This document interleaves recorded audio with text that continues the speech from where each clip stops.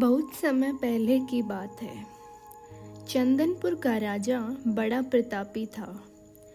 दूर दूर तक उसकी समृद्धि की चर्चाएं होती थीं।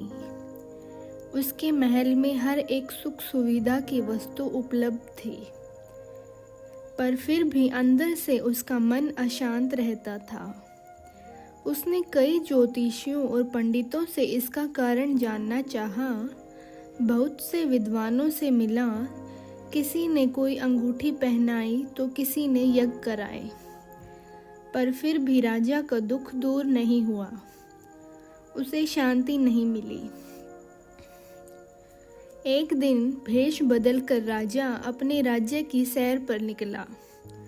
घूमते घूमते वह एक खेत के निकट से गुजरा। तभी उसकी नज़र एक किसान पर पड़ी। किसान ने फटे पुराने वस्त्र धारण कर रखे थे और वह पेड़ की छांव में बैठकर भोजन कर रहा था।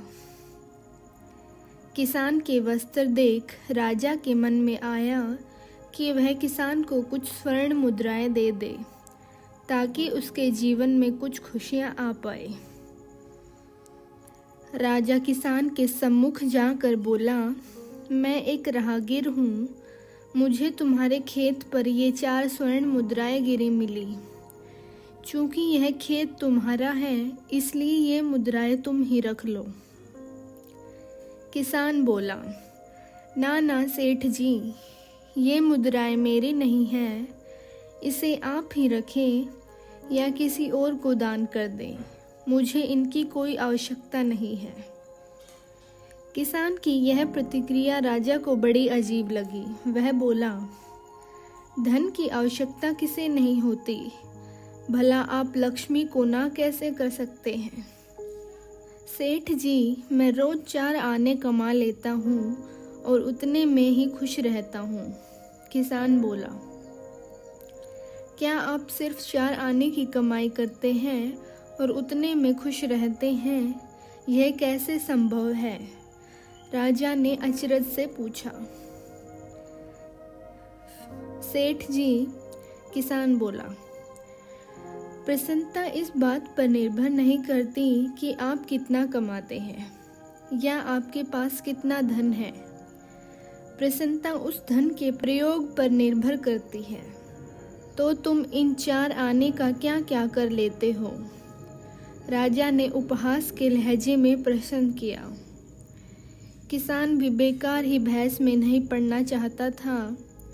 उसने आगे बढ़ते हुए उत्तर दिया, इन 4 आनों में से एक मैं कुएं में डाल देता हूँ, दूसरे से कर्ज चुका देता हूँ, तीसरा उधार में दे देता हूँ और चौथा मिट्टी में गाड़ देता हूँ।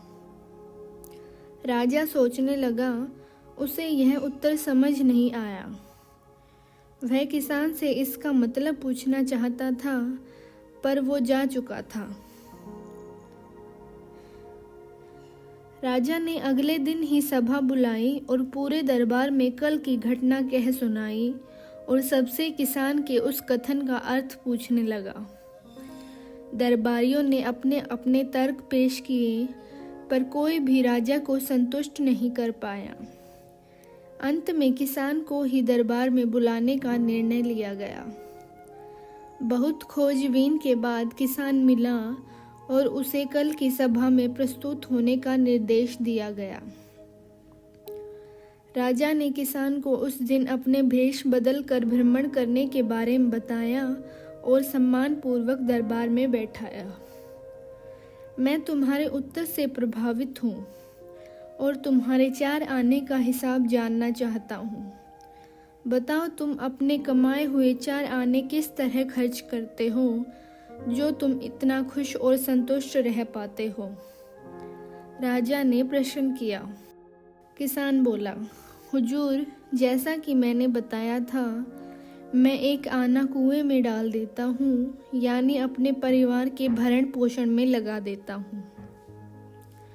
दूसरे से मैं कर्ज चुकाता हूँ, यानी इसे मैं अपने वृद्ध माँ बाप की सेवा में लगा देता हूँ। तीसरा मैं उधार दे देता हूँ, यानी अपने बच्चों की शिक्षा दीक्षा में लगा देता हूँ। और चौथा, मैं मिट्टी में गाड़ देता हूँ, यानी मैं 1 पैसे की बचत कर लेता हूँ ताकि समय आने पर मुझे किसी से मांगना ना पड़े और मैं इसे धार्मिक, सामाजिक या अन्य आवश्यक कार्यों में लगा सकूं। राजा को अब किसान की बात समझ आ चुकी थी। राजा की समस्या का समाधान हो चुका था।